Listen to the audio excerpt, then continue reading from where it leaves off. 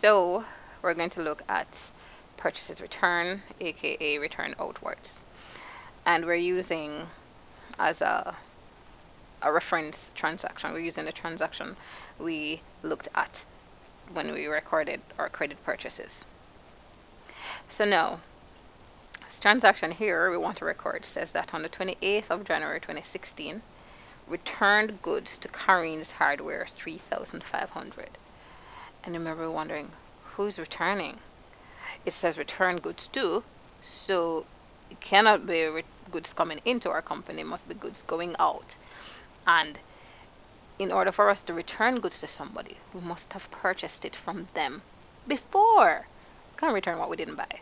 So, of course, this return goods to has to be purchases return or return outwards. So the two accounts, so that's the one account that's affected by this transaction. One of them, it is purchases return or return outwards.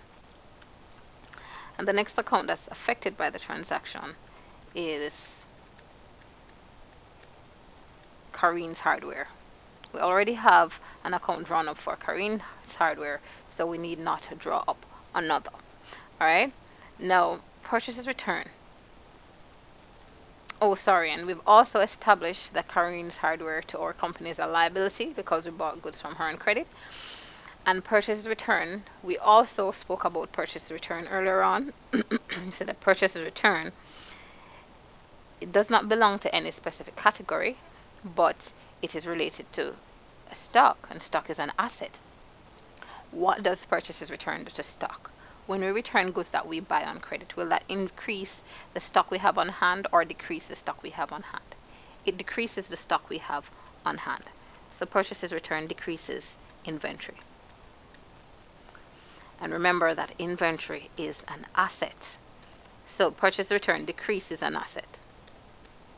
So it's always credited, because to decrease an asset, you credit. And that's the only purpose that the purchase return account serves. It's to decrease inventory.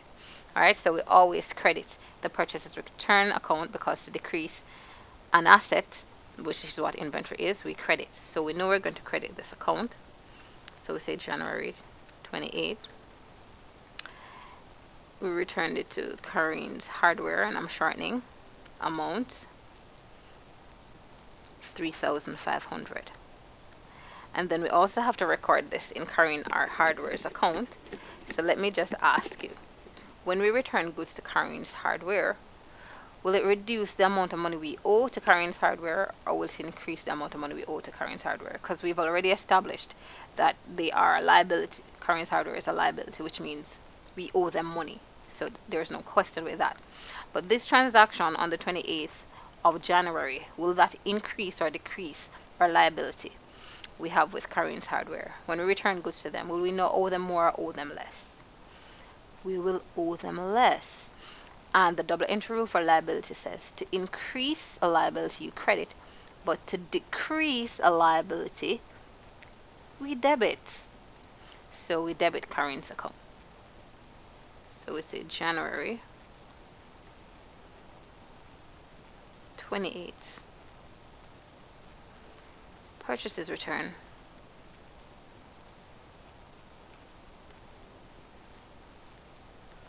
The amount 3,500. And that's how you record a purchases return. Feel free to re-watch this video as many times as you need to. I won't get tired when I'm talking on this video.